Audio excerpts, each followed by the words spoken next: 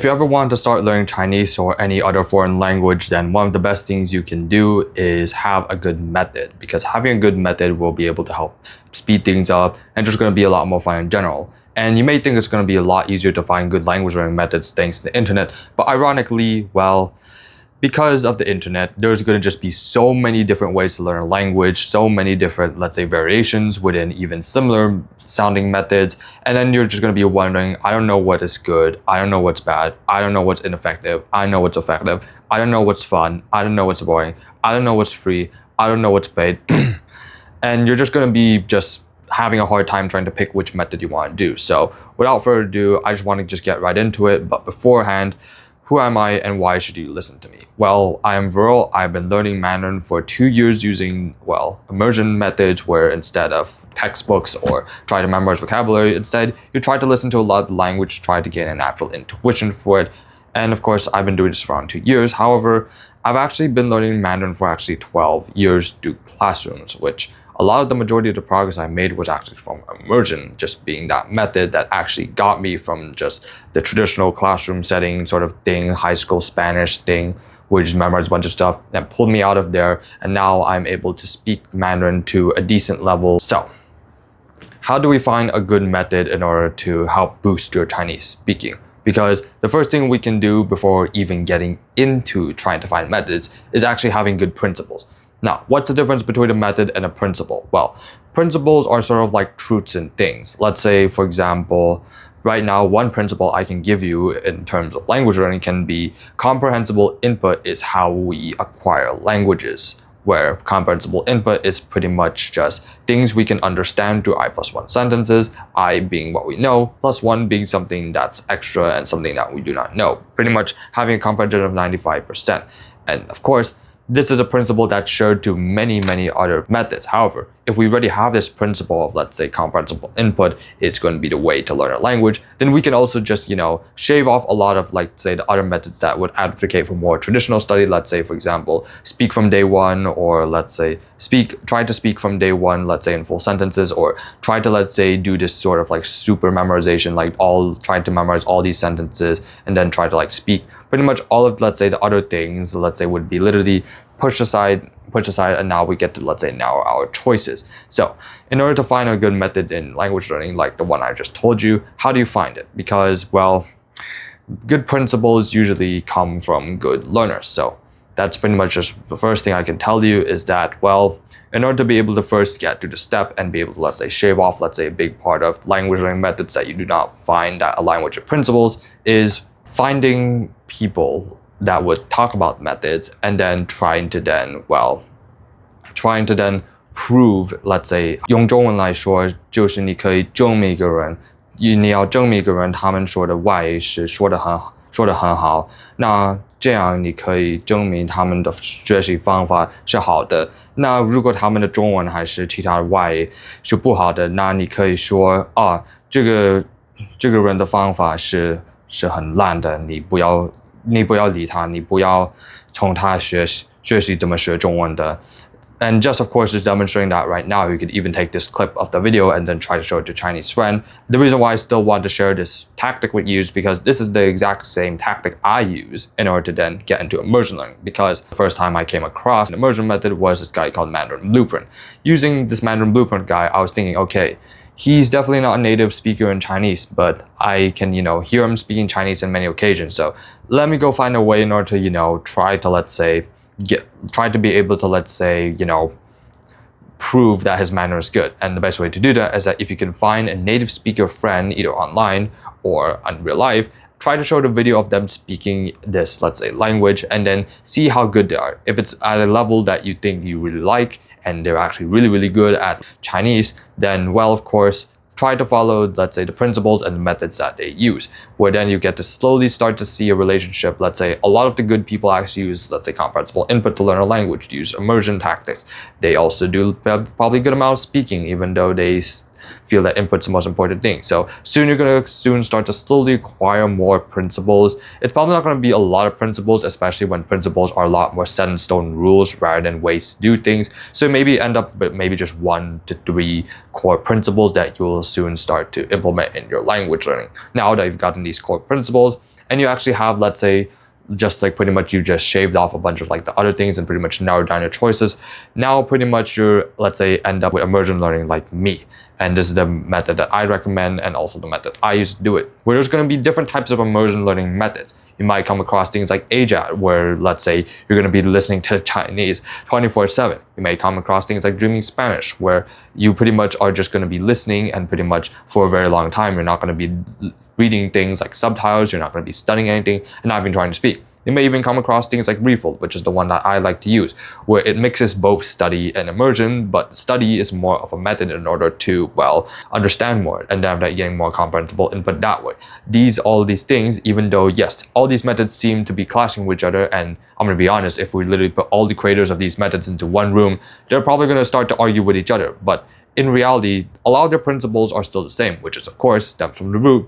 Comprehensible input is the way to learn a language. So how do we exactly pick from all these methods that usually have comprehensible input, inspired by comprehensible input methods, assuming that's the way you want to learn a language? Now, in order to pick a good method from just the principles that you've come off, it's pretty much just pick the one that you find the most interesting and fun that you want to do. Because the thing about it is that even though these methods will usually have some sort of downside to them, if you kind of think about it, if we even just accept those downsides, it's not really going to influence us later on, because, as soon as you stick with this method for maybe just like, say, at least a couple months, then what's going to happen is that, yeah, you're going to be able to speak Chinese, and that's just going to be something that will happen even if you use these methods, as long as they align with your principles and you're consistent every day.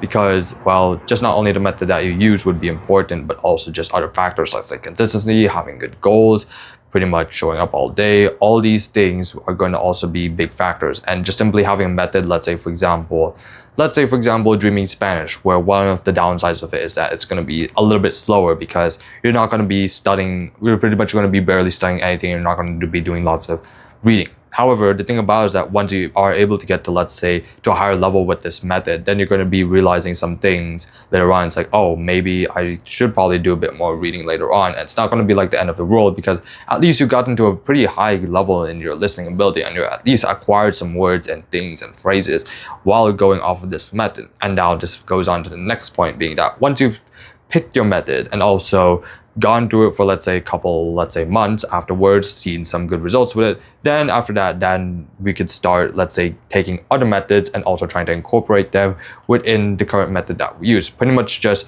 making the adjustments that you like. The only reason why I'd actually recommend this right now is because as a beginner or a complete beginner, you pretty much have no idea what you're doing. When I first started with immersion learning, even though I technically wasn't a beginner in Chinese, I was still a beginner to pretty much the whole concept of language learning and immersion learning in general. And if I were to pretty much try to, let's say, just try to tinker with too many things, instead of just pretty much just trying to just turn my brain off, just do Anki and stuff, it's going to take a lot more time. It's just going to be a lot more confusing. However, once you've gotten to a little bit of a higher level, then after that, okay, that's a good time where, okay, you've gotten some experience and you're able to, let's say, start tinkering with things.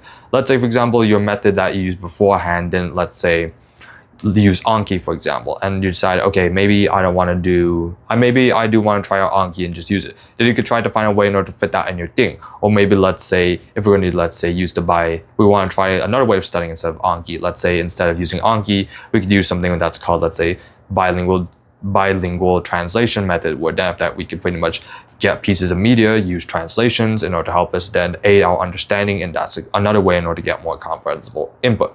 Again, a lot of these methods that you're probably going to be incorporating here and there are probably going to be aligned to the same principle that you're going to be used, and even advice given from the same method or the same creator that you have pretty much stuck with, but you just haven't decided to just implement them in the beginning. Now, after this, it's okay. Once you've already, let's say, gotten, let's say, these pieces of, let's say, new things that you want to, let's say, add, remove in your, let's say, method, then pretty much what you have found is pretty much a method that will suit you, and pretty much it's going to be the way, and it's going to be the thing that's going to carry you into fluency. Of course, it's not going to be the first time that you're going to be changing your method. So let's say you advance in your levels, you probably want to, let's say, do different activities. Let's say beforehand, you didn't, let's say, read a lot, and you just did mostly, let's say, reading with subtitles. Then after that, you realize, okay, maybe my reading level isn't as good as this. Okay, good as it is. So maybe let's go add a bit more reading to my, let's say, general immersion ability, and just cut back on the listening, because I've just been doing too much listening.